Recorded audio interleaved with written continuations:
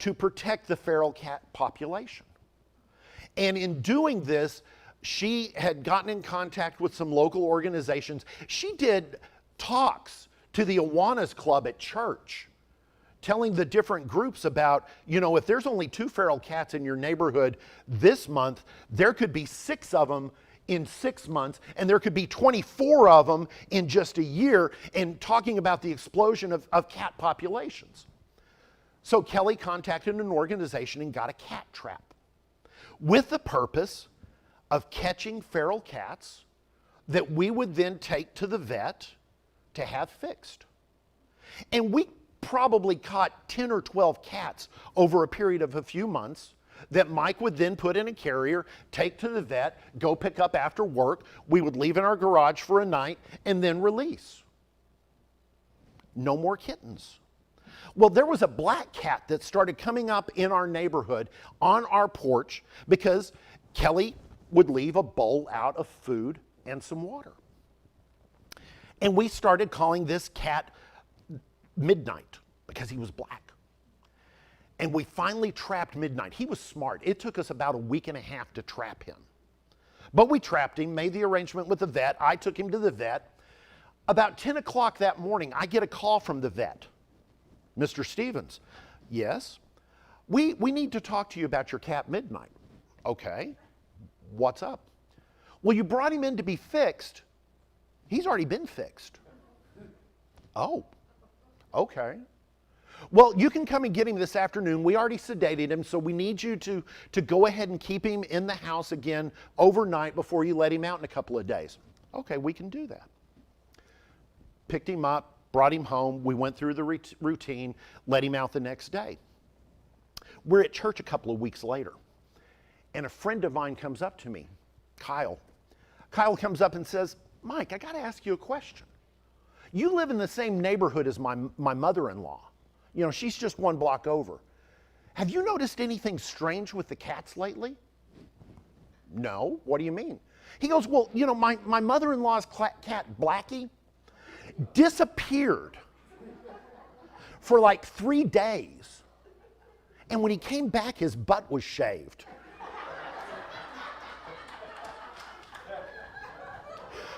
No, Kyle, I don't know anything about that.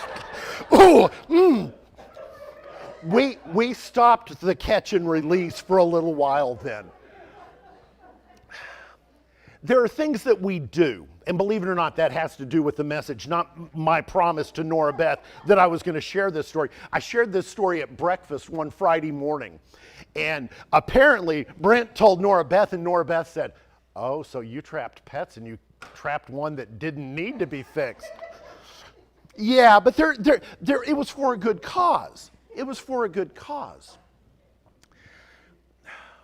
We need to understand as believers that as we're called, sometimes we take missteps. Sherry, the last of my slides. This is hard to read. It's a cartoon about the Wesley brothers. One of these is Charles and one of these is John. And one brother is saying, this is my 5th day in a row that my prayer life has ranked at a lowly one. What am I doing wrong? And his brother says, you rank your prayers? How else am I supposed to keep track of how close to God I am? I relate to this. Somebody just snickered. This is me. This is me. I wonder if your neurosis will somehow trigger an entire generation to believe that they have to earn God's love. I'm sure I have no idea what you're talking about.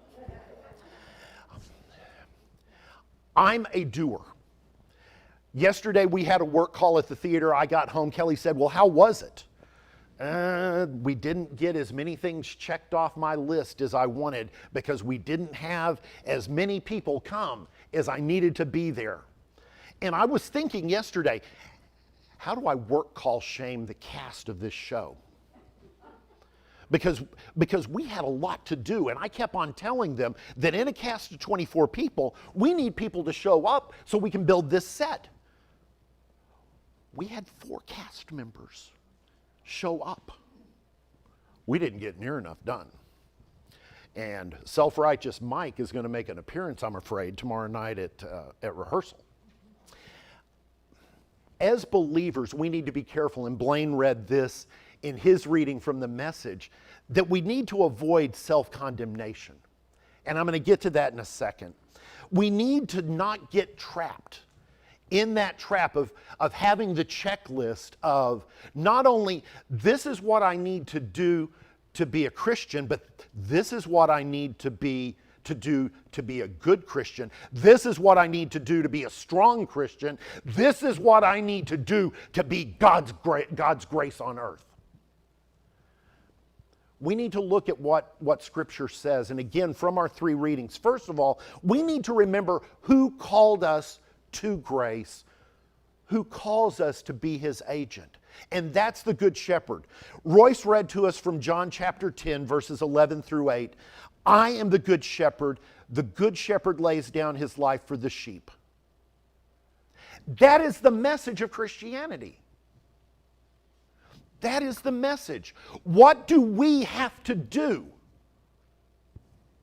I am the Good Shepherd. The Good Shepherd lays down his life for the sheep. I don't have a checkbox there of what I need to do, because the Good Shepherd already did it. I am the Good Shepherd. I know my own, and my own know me. Just as the Father knows me, and I know the Father, and I lay my life down for the sheep, and I have other sheep that are not of the fold. I must bring them also, and they will listen to my voice. So there will be one flock, one shepherd. Folks, I don't see anything in there about what we do. This is Christ talking about His mission. We're in that because we're those sheep. We're in there because in terms of what Jesus was saying, as he was saying this to the disciples, we're that other flock. And it doesn't say He's going to have somebody go bring the flock to Him. He goes and gets the flock.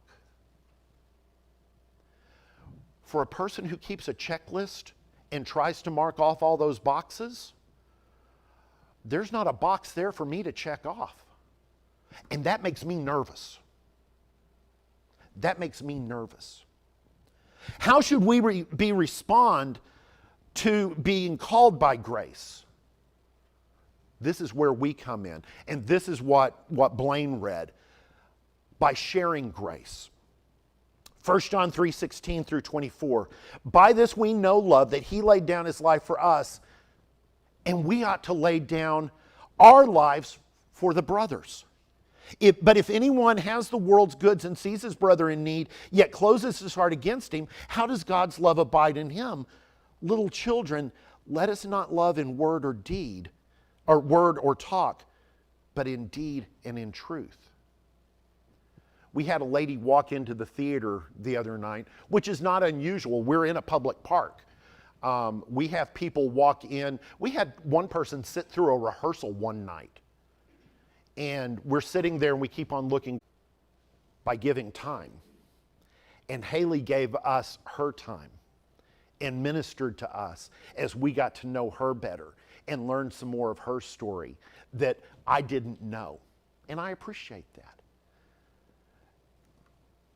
By sharing your time with others, by being there, that's sharing grace.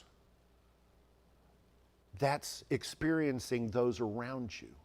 How much time do you take to talk with the people you don't know? JB showed up at my office Friday morning. I was in the middle of a call. I'm in a little office suite. I'm on like a Zoom call with other employees, and I hear this, and I look over and there's JB. And JB